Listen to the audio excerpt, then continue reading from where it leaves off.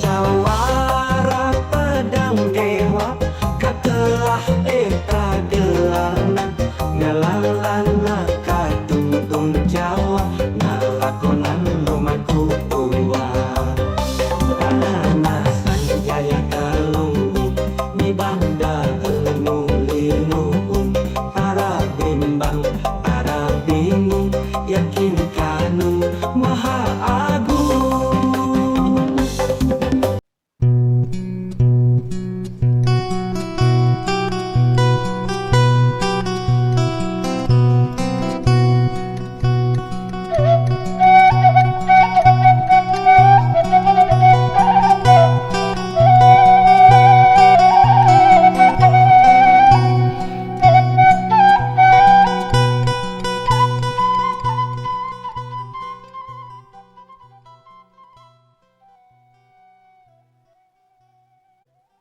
Assalamualaikum warahmatullahi wabarakatuh.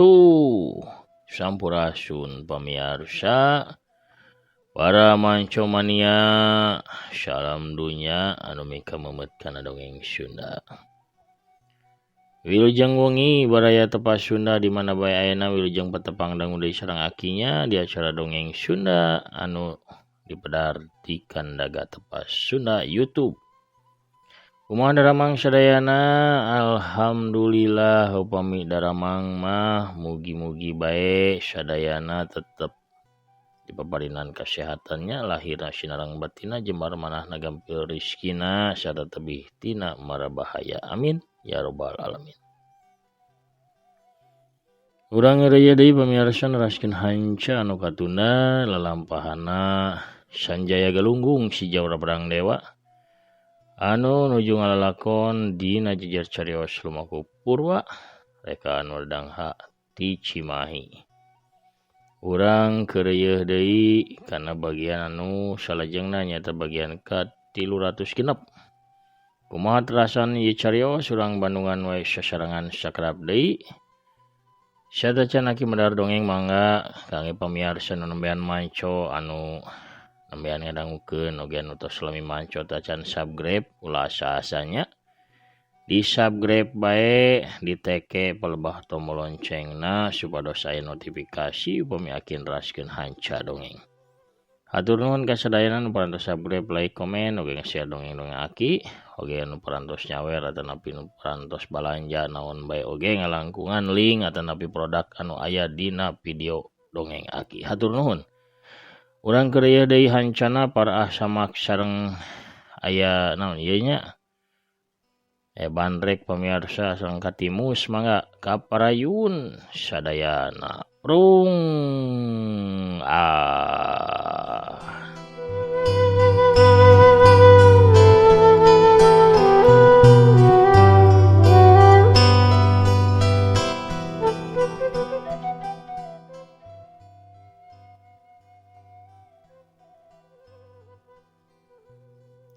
naon sebenarnya tujuan Pangeran Iblis teh nyai? Manehna ngangkat dirina jadi pangawasa tunggal dunya pasilatan. Jadi raja di raja sakabeh kerajaan. Kerajaan-kerajaan anu aya di tatar Jawa bakal diperuhkeun. Sakabehna kudu taluk sarta nurut kana sagala parentah Pangeran Iblis. Pangeran Iblis tegas ngabentuk pasukan hideung jeung pasukan beureum. Pasukan hideung tugasna jadi pangawal wilayah, telik sandi, serta ngelakukan tugas-tugas ngiwatan tokoh-tokoh dunya pasilatan. Buah anu ti golongan bodas, oge ti golongan hideung. Sedengkeun pasukan beureum eusina teh tokoh-tokoh serta jawara-jawara hebat, anu geus hasil diculik serta diperuhkeun ku ilmu tenung atau diancam ku Raja Iblis. Tugas pasukan beureum ngawal Pangeran Iblis oge ngadatangan kerajaan-kerajaan anu aya di tatar Jawa. Sangkan biluk, taluk, aya di sahandapeun kekawasaanna Pangeran Iblis. Bahaya lamun kitu mah. Gendeng Sanjaya. Lain bahaya deui camat tapi na cilaka 12. Cek Resi Pakar Pantun. Urang kudu gagancangan ngegempur ka Pulau Maut Ki. Henteu sagampang eta Sanjaya. Salian si urang teh eleh jumlah da pastina maranehna teh loba pasukanana. Sarta loba dia anu sakti.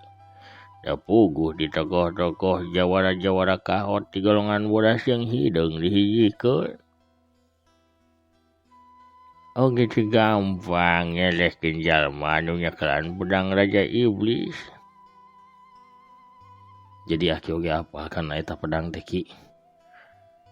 Kaula teh meunang carita ti guru kaula baheula. Yen pedang Raja Iblis teh hiji pedang gegamana ajajil anu ragrag ka dunya sawaktu iblis dipikeun ka alam dunya di kahyangan. Eta pedang kapanggih ku guruna widadari naraka sanggeusna ngalakukeun tapa brata salila 5 taun. Eta pedang teh akhirna mah diwariskeun ka widadari naraka ku guruna. Salila widadari naraka hirup tepi ka umurna 235 tahun taya saurang ge jawara anu mampu pikeun ngelehkeun nyanya. Baruhna widadari naraka teh ceunah mah ku aki guru hidup Sanjaya. Nyaeta guruna Ki Padma Umbara. Eta ge kulantaran widadari naraka na kapeng-peongan. Mogoh pisan ka Ki Guru hidup anu katelahna teh dewa pedang 2 alam. Maotnya widadari naraka ge sasati bongohan ku pedang dewa. Ku dewa pedang 2 alam. Yang ngagunakeun pedang kembar mustika dewa anu salah sahijina ayeuna jadi milik hidup. Salian ti bisa mawa hibur anu nyekelna. Sarta ngaluarkeun seuneut hideung anu bisa ngamusnahkeun naon bae nu aya di dalam dunya. Eta pedang oge teu bisa pikeun dimusnahkeun. Teu bisa dipotongkeun sarta nyieun nu bogana teh jadi weduk. Kuat hese ditandasana sabab manehna jadi mibanda ilmu jaya wisesa.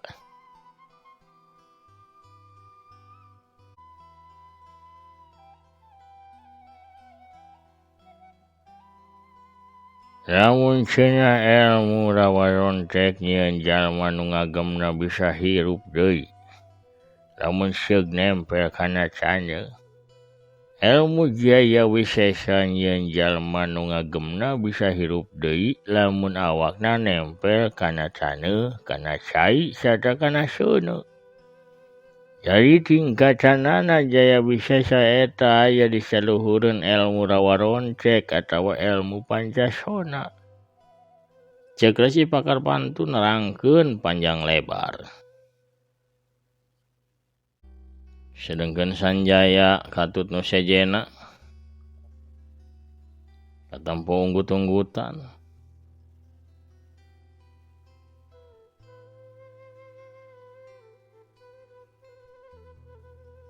Lamun kitu, dunya pasilaten aya dina bahaya gede pisan Ki. Urang kudu gancang ngabasmi Pangeran Iblis jeung komplotanana. Cek Sanjaya. Iya, samemeh kakuacanana teh beuki nambahan sarta beuki rongkah. Oge tokoh-tokoh kebeak dicurikan. Ulun Resi Pakar Pantun. Dina kayan kitu ngadadak kadenge sora lumpat kuda maninga guru. Ngadeuketan ka eta patempatan atuh kabehan jadi curinghak. Aya pasukan kuda geuning nuju ka belah dieu, ceuk Ki Galak Gantung bari ngalieuk ka arah tukang. Asana aya 22 kuda anu ditumpakan ku 22 urang jalma ngadeukeut ka arah dieu. Ceuk Sumbaruni anu memang mampu ngadenge kekategana Soraja Jantung kawasan Jaya. Sora lengkah puluhan kuda teh beuki ngadeukeut, beuki tarik. Teu lila muncul kadinya sarombongan pasukan kuda. Bener bae aya 22 kuda anu datang kadinya teh. 20 kuda ditumpakan ku 20 urang prajurit anu make rompi beureum sareng make iket batik. Kabeh ge samapta marawa pakarang mangrupa tumbak tameng sarta nyaroren pedang. Eta pasukan kuda teh dipingpin ku 2 urang lalaki. Make papakean anu ginding. Nu saurang umurna paling kolot ge 40 tahunan. Nu saurang deui mah rada kolot umurna aya kana 60 tahunan. Lalaki anu ngora beungeutna gagah kumisna sedang make papakean baju jeung calana beureum anu dihias ku sulaman emas. Make rompi warna hideung anu sarua dihias ku sulaman emas. Iketna iket batik barang-barang semplak anu dihareupna dihias ku hiasan tina lempengan emas nu ngabentuk ukiran keris. Dina palebah cangkengna katempo nyelap hiji keris nu gagangna tina perak ukiran. Sedengkeun lalaki anu kolot buukna nu kulawu teh digelungkeun ka luhur. Kumis jeung janggotna panjang sadada make papakean warna hejo anu dirangkep ku jubah beureum. Jalma nu ngora anu ajeucle dina tonggong kuda hideung neuteup ka sanjaya sabatur-batur. Tuluy manehna nyarita ka jalma kolot nu tumpak kuda coklat di gigireunana. Nah di antara maranehna aya buronan urang kisanapa. Cek jalma nu tumpak kuda hideung ka jalma nu tumpak kuda coklat. Lalaki kolot anu disebut Kisandapa neuteup ka sanjaya sabatur-batur hiji-hiji dititenan. Tuluy ngawalon kana pananya jalma nu tumpak kuda hideung. Wanoja ngora itu tuh. Lamun seug dipakekeun taregos bakal sarua pisan jeung salah saurang buronan urang Raden Mahesa. Papakeanana jelas sing sarua hideung oge nyoren pedang hideung. Sigana nu sajena oge anggota komplotan hideungan bae maranehna geus salin rupa, salin papakean. Cek Kisandapa. Nah Kisandapa yakin. Kaula yakin Raden, sabab kaula milu yang hareupan maranehna sawaktu komplotan taregos hideung ngarampok ku peti anu rek disetorkeun ka kota raja Singosari. Lamun kitu, urang cangkala kaina keneh. Prajurit, gabung jalma-jalma eta. Raden Mahesa ngagero mere parentah ka para prajurit bari leungeunna nunjuk ka arah Sanjaya sabatur-batur. 20 urang prajurit anu samapta nyarekel pakarang langsung tinggera jeleng dina tonggong kudana sewang-sewangan sarta langsung bae ngepung ka Sanjaya sabatur-batur ditingker dikepung wakul buaya manggap Sanjaya jeung anu sejena. Saha maranehna teh ki harewa Sanjaya karesi pakar pantun. Nilikinya papakeannya mah maranehna teh para prajurit di Kabupaten Temanggung. Nu gagah itu ngaranna Raden Mahesa, prawira kepala pasukan Kadipaten. Nu kolot mah Kisandapa teh, tokoh silat Kadipaten, kokolot sesepuhna teh. Keun kaula wayan yang hareupan Sanjaya. Kaula wawuh jeung lalaki nu make jubah beureum eta. Walon resi pakar pantun.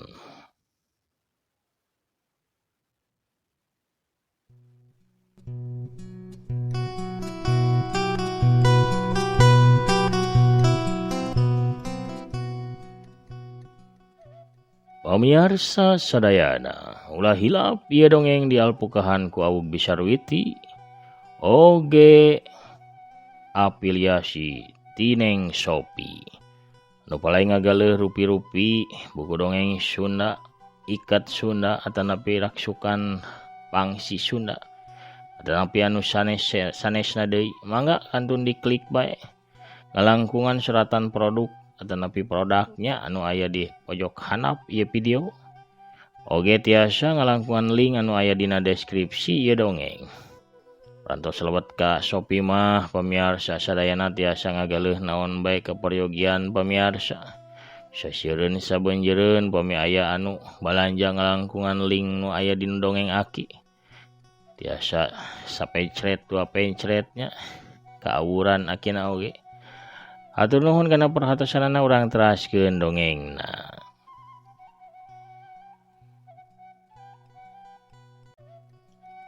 Bari tetep katempo tenang sanajan dikepung ku puluhan prajurit, Resi Pakar Pantun teh maju 2 lengkah ka hareupeun 2 jalma anu mingpin para prajurit. Sangu kecan masih gigi dicoel ka sambel aja. Lila urang teu papanggih kisandapa sirama wajah. Cek Resi Pakar Pantun. Kisandapa panonan neuteup seukeut ka Resi Pakar Pantun bari tarangna rada kerung sigana bae keur nginget-nginget. Teu lila Kisandapa kadenge kadalisan. Lamun kaula teh salah ningali, ayeuna teh kaula keur yang hareupan Resi Pakar Pantun. Guruna para ningrat jeung pangeran. Syukur anjeun masih hafal ka kaula mah Kisandapa.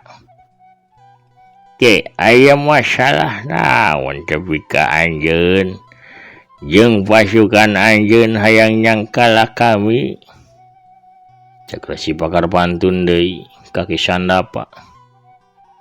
Kami teh keur ngudag-ngudag buronan sakomplotan jalma-jalma make papakean hideung jeung ditaregos hideung. Madanehna geus sabaraha kali megatan sarta ngarampok upeti ti Kadipaten Temanggung pikeun Kerajaan Singosari. Kena-kena ayeuna salah saurangna kapanggih aya di dieu geuning. Tuh, pano jadi baju hideung itu. Kaula bisa mastikeun lamun manehna teh kaasup kana komplotan kana maneh eta. Ciri-ciri tangtunganana, papakeanana sarta pakarangna sarua pisan.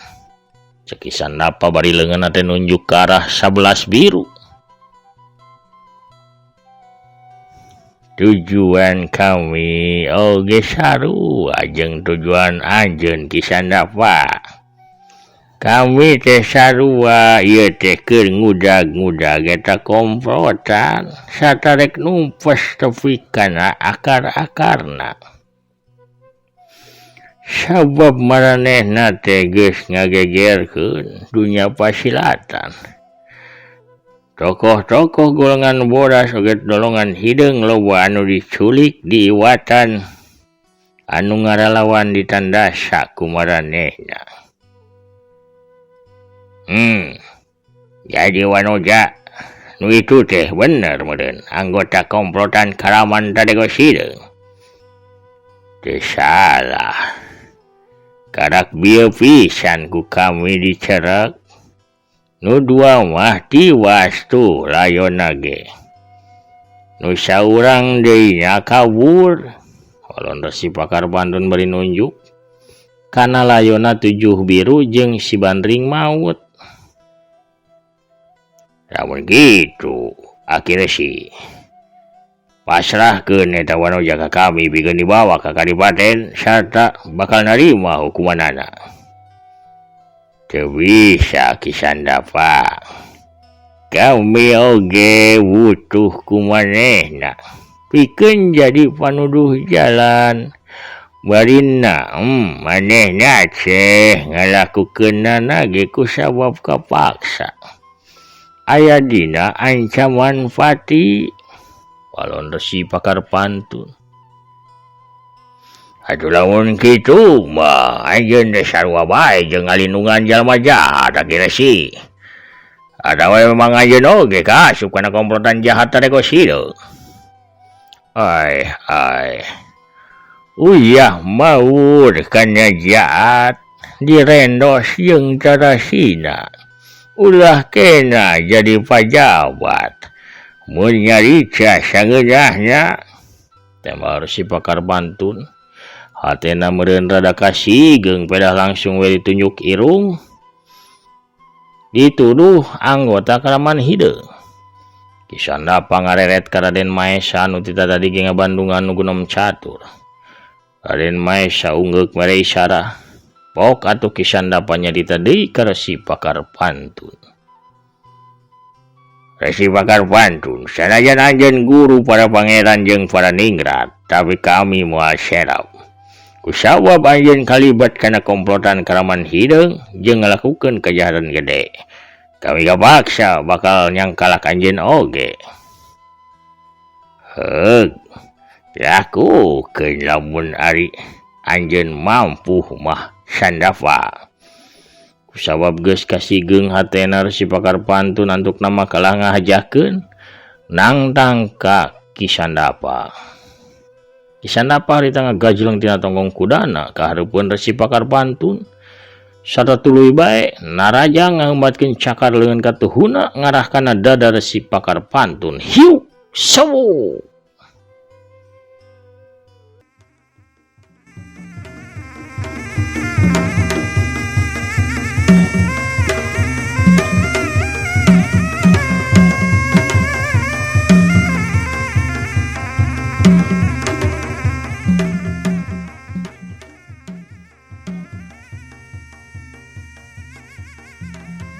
Resi Pakar Pantun ngageser sukuna ke arah tukang beri narik badana didoyongkeun ka tukang. Hiu kut plos. Jurus cakar Raja Wali milikna Kisandapa teu manggih sasaranana. Kisandapa terus ngarangseg maju. Dua cakarna ngababad ka hanap ngarah kana bitis jeung pingpingna Resi Pakar Pantun. Resi Pakar Pantun rikat ngajaul ka luhur, tuluy malas narajang. Hiu suku kencana ngirimkeun sepakan tarik kana sirah Kisandapa nu harita keur tepak deku. Tapi Kisandapa masih rancingeus manehna gancang ngagerentelkeun badana. Hiu plos sepakan suku kenca Resi Pakar Pantun ukurna jong angin. Sedengkeun Kisandapa harita langsung nejehkeun suku katuhuna ngarah kana cangkengna Resi Pakar Pantun anu harita keur ngalayang turun. Hiu plak duar. Tajongan Kisandapa anu dieusi ku tanaga jero teh ditakis ku leungeun kencana Resi Pakar Pantun. Nimbulkeun sora ngabladug anu teu pati tarik dibarengan ku ngaburisatna sinar beureum. Si cakar wajah harita kaseret mundur dua lengkah sedangkeun Resi Pakar Pantun ngajereg-jeg ka kenca meh bae labuh nyang gigir, tapi gancang Resi Pakar Pantun ngawasa kana dirina. Ayeuna mah teu ngadago deui ditarajang. Resi Pakar Pantun teh miheulaan narajang, sukuna digenyotkeun blesat bae Resi Pakar Pantun ngalayang saibas dada nyampe ka arah lawana. Leungeun kenca katuhuna metang lebat rek nimpug kana careham sarta nyodok iga burung si cakar wajah.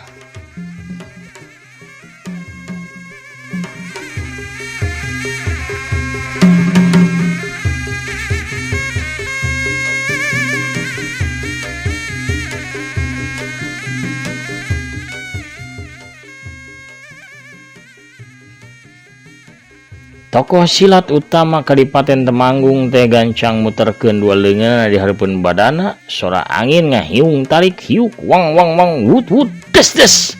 Dua serangan Resi Pakar Pantun ditakis kedua leungeunna Kisandapa. Resi Pakar Pantun mundur salengkah, dua leungeunna katapong ngageter. Elu cakar wajana beuki ningkat. Leungeun aing karasana kawas benturan jeung patok wajah anu teu as kacida. Kerentos Resi Pakar Pantun dina hatena bari neuteup kalawana. Nampa musuhna rada ngarengkog, Kisandapa teu miceun kasempetan. Manehna maju deui cakarna ngolebat kana beheung jeung dada Resi Pakar Pantun hiuk-hiuk. Tapi orok haya, Resi Pakar Pantun lain tokoh kamari sore. Manehna geus jero pisan pangalaman tarungna. Rikat atuh Resi Pakar Pantun teh ngalempaikeun awakna ka tukang. Dina gerakan caringin rungkat, hiup putut plos plos. Sewaktu dua panarajang lawana poos sataka tempo, kekemplong musuh tengah buka taya panghalang deui. Resi Pakar Pantun langsung ngasupkeun tenggelanana dina wangunan jurus kuyab batok mobok galengan. Hiu pelesur keduk. Ayah Kisanda pangahanju sabab kakemplongna katotok tarik ku bereupna Resi Pakar Pantun. Resi Pakar Pantun nyusul tepus bari nahan awakna ku sabelah leungeun suku katuna muih tuluy ngababad kana handapeun kelekna si cakar wajah hiu jabrot. Seleng kalayong gedebut kulitik bro. Kisanda pameh bae awakna Kisanda apa maclang bari awakna muih tuluy labu gugulitikan dina taneuh.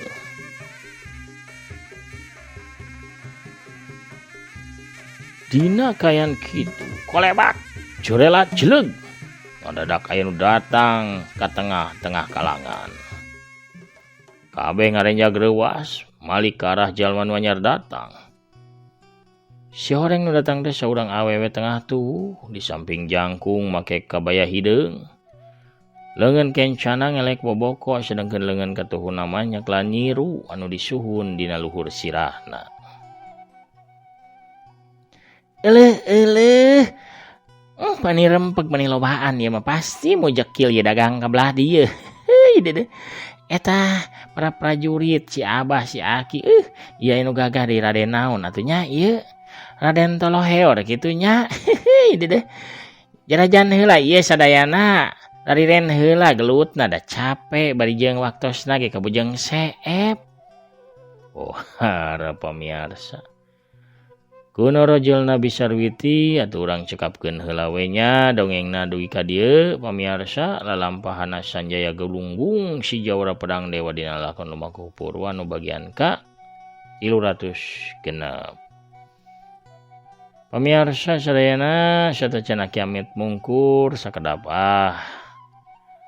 ningal pairan heula bari ngabsennya ya sawentos hadir di bagian anu kamari Kang Dudi Wiguna norojolnya aduh mugi akina sakulawarga sehat saterasna amin atur nuhun doa nu sami Kang Dudi Wiguna nya Teteh Nuraini Silvina Dewi ugi amin atur nuhun bidoana doa nu sami oge nya Kang Teteh sakulawargi ti Denpasar Bali Kang Dede atuh atur nuhun hadirna amin bidoana ugi aya Ajora Pi 1 nuhun oge amin Kang Anang Brahma sami nya amin atur nuhun ya ti Jatinangor teh aya Kang Radok bin Musni di Surabaya teh nya ti Palihan Wetan atur nuhun waduh sigana tos caket sareng Sanjaya di Wetan mah nya aduh bade ka Surabaya sigana tos ka Sleman tuh nya Kang Nang Nurholis oge di Tegalna aduh kalangkungan ku Sanjaya ieu ge tosnya kamari meunginten.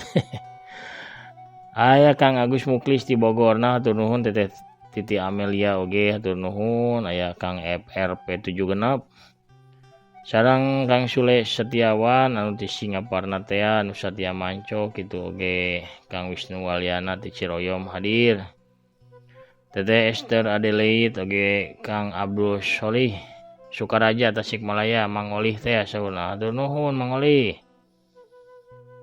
Aya Kang Andri si Banar Sanal ya Kang Andri hatur nuhun hadir teras Kang Dudi Suryadi oge nya anu di Bandungna Kang Tajuddin Pijitnya di Palihan Sumedangna Kang Didi Juhendi di Palihan Garutna anu ngageugeur Raja Mandala duh emut ka sasak Raja Mandala upami ieu teh Kang Irfan Yudianagari nya duh aya laguna deh Kang Beni Hendarman di Palihan Cimahi aduh atur nuhun oge Kang Dadan Suryana nya di Purwakarta Bagus Setiawan ya Bebene Bisarwiti rojolnya ngantiran awug tuh Kang Iwan selalu pasti Teteh Rokaya di Cianjur Mekah amin atur nuhun Kang Asep Saipullah di Cimahi oge Kang Ade Sukarna Cicadas Bandung Kang Hen Philip Cibiru MS13 ya Kang Etobri aduh mancumania Pasuruan atur nuhun wilujeng piket upami nuju tugas piketnya duh